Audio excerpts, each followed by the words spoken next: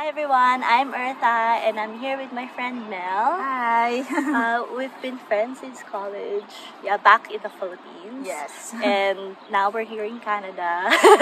We're still friends. And I invited Mel here today because she has experience studying in the Philippines at Valley College and at SAIT.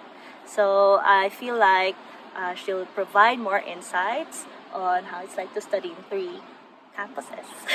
So Mel, take it away. It is a lot of a lot of campuses. Three. Oh my gosh! But yes, I did. I did that. The difference between studying in the Philippines compared to Canada is, of course, the workload. Definitely, with nine courses in the Philippines maximum, you can still manage to have like a good work-life balance. And if you really have enough time to work for a part-time job, you can, which was interesting, right? Right. And but here in Canada, 5 courses is already a lot, and you have to set an appointment for like a work-life balance, like setting an appointment to do the things that you love to do. Oh my gosh, that's intense. That's true. Yeah. Yeah. I feel like there's a lot of people who find it difficult to grasp that having 5 courses here is kind of difficult. I mean, I've had viewers asking me, even physical, like people, first year students telling me that, oh, 5 subject is okay. But honestly, as what Mel is saying, 5 courses here is kind of a lot, right? Um, Maybe we can start off by you sharing your experience, your background in the Philippines, and then moving to Valley College, the courses that you took, and then moving on to say. So in the Philippines, I studied at. I wonder if I can mention the school. Can I mention the school? Yes, I studied. I studied at De La Salle College of Saint Benilde, taking hospitality management. That was my major. The program is called School of Restaurant and Hospitality, Hotel, Restaurant, and Institution Management. There we go. That's the It's one. been a long time. It's been a long time. It's been a decade. So yes, I took that for 3 years, and yeah, the workload at the beginning of the program, it's quite a lot, but it gets smaller and smaller, but it gets heavier and heavier with the weight each of the courses bring into the program. Because of course, especially if you're focusing on a certain major, like myself with hospitality management, um, it comes in three. It's either culinary or tourism or the one that I just took. But yeah, it gets heavier and heavier as it goes by. But the courses gets um, lesser and lesser. Whereas with here in Canada, I went to Valley College taking legal assistant. So it's 5 courses all throughout, and like each semester has 5 courses that carries quite a lot of weight for a 2 year program, and it's theory heavy. So it's if you're a lover of law, it's much easier to grasp. But if it's hard for you to grasp, then it's really difficult. Yeah. Mhm. So, not to cut you off, but why did you change your program from hospitality to legal assistant? So, what was your determining factor, or what made you decide to do like a shift? Um, I wanted to work in a corporate environment at that time, and I saw legal assistant a as a corporate work that's just focusing on the legal aspect of things and not on myriad of things. I kind of like um, pursuing justice and trying to figure out like why the law comes off the way it usually is, and yeah. So is it like a difficult shift? Because I know hospitality, I took hospitality too. So I know hospitality is for like hotels, operations in hotels. Is it like a difficult shift when you come here? Like what you said, the courses itself or the program itself is different. Like from having 9 subjects to and having a work-life balance and stuff to 5 courses that is, you know, has a lot of weight. How did you like kind of adjust? It was quite an easy adjustment because considering that it's only 5 courses, like I can I can really manage my time now, and I enjoy every aspect of law. Like I didn't realize that I kind of like how the law works in certain areas and why they are the way they are. And it's if you want to practice law, then sure go ahead. But if it's something that will help you understand, I think it's also the reason why I took the program. I want to understand each of the areas of law and how the society works. And something that I cannot just study on my own. I need somebody to show me that. So that's why I took the program. And the adjustment was somehow easy for me. Okay. So you're saying that if you can manage your time and at least you want to study what you're studying, then even though you're taking like 5 subjects, it'll be easy. Good. Yes. So from studying at Valley College to SAIT, so what happened there? Yes, that was a huge shift.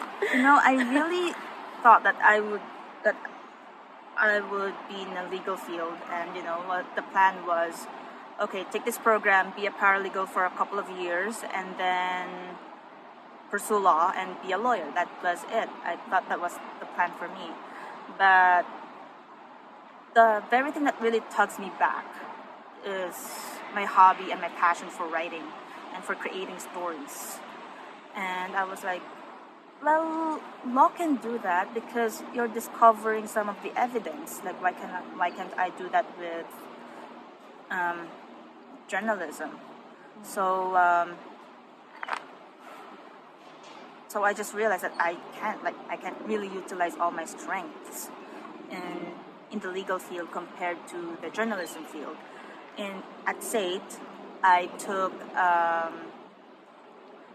radio, television, and broadcast news program, and my mainstream was broadcast news. So that was when everything just clicked together. Like, oh, it makes sense why I had to learn about the law, because I will be covering each of these aspects in the long run, and I just can't let go of the fact that I really love creating stories. I love to get to know other people's stories, and at the same time, you know, I want to be out in the field. I cannot stay in the office from 9 to 5. Like, Yeah. I learned that a lot during the program. I enjoy being outside and where the story is at. I see. So it seems like somehow your legal background from studying at Valley College is useful to what you took at SAIT. Yes. Okay. Can you tell us more about the broadcasting program at SAIT? The broadcasting program at SAIT is very hands-on. Of course, it's going to start with some certain theories just to give you an understanding as to why it has to come out in a certain process like that. And what else? You've mentioned that at Valley College, if you take the legal assistant diploma, Yes.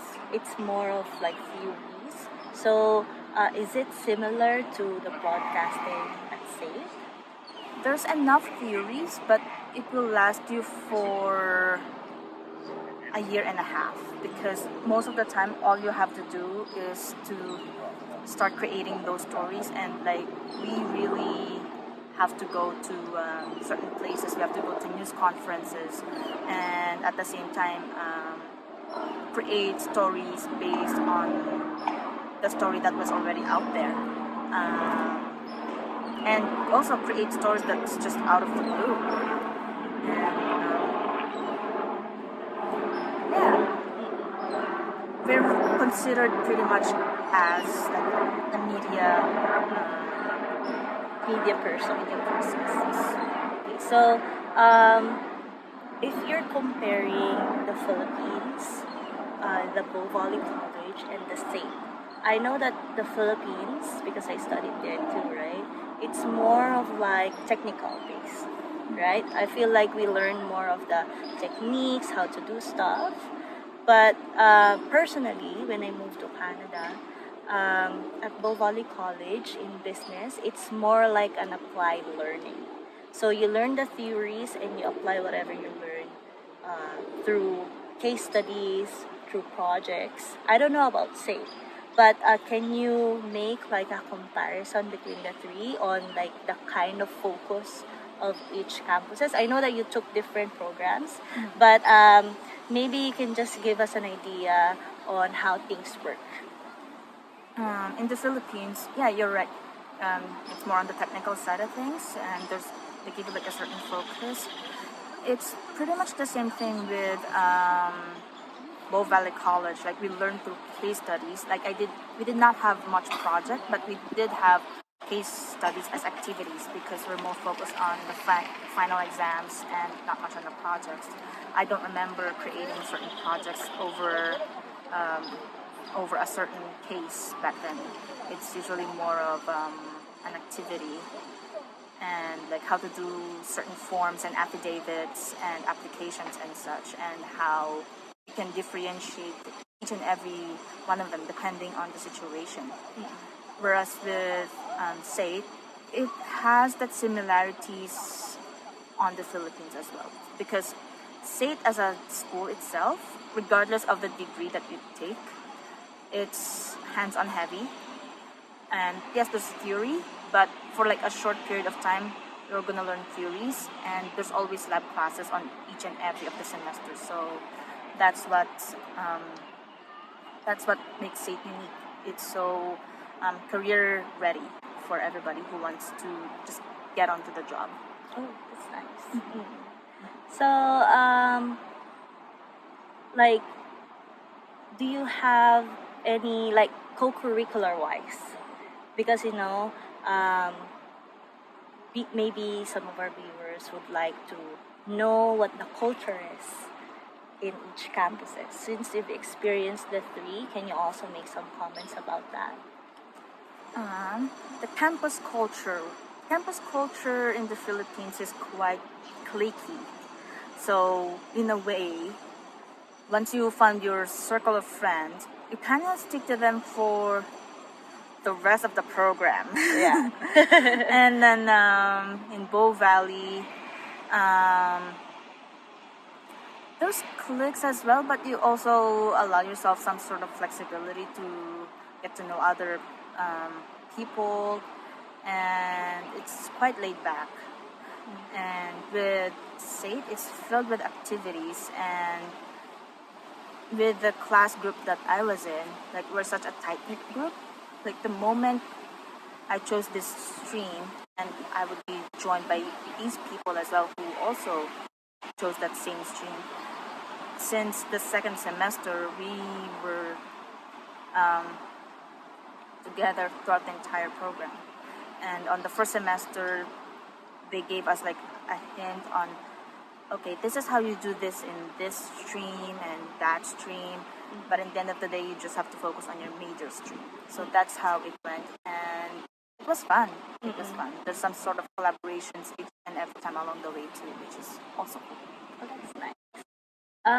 Like at Valley College, we have various volunteering activities, and I myself was sent to different seminars and workshops by like we have Canada Chambers, right? Canada Chambers of Commerce, and they do seminars about supply chain. So I was sent there to be a delegate. Do you also have the same at SAIT? We do. And it's kind of unusual because not many people know about this as well. But we're really heavy on, creating events to bring multiple cultures and multiple programs together in a certain event. And at the same time, clubs are there to help us to get out of our comfort zone. It just so happened that I really didn't have the time to explore around that. If ever I had the time, I could, because I was caught up with work. I had 2 part-time jobs in the middle of my program, so that really took a lot of my time. But you also have like similar, I suppose, similar things, like you have clubs, you have services that assist students to explore the community, to explore or to be more successful in their academics and stuff, right? Yes. That's nice. All right. So, do you have like a general tip to whoever who wants to come here in Canada to study? Like probably tips about time management, tips about how many courses they should take, or which programs to take. Just something to leave our viewers with. For time management, it's really more of finding that balance and willing to look through what you think is more important and compared to what's less important. And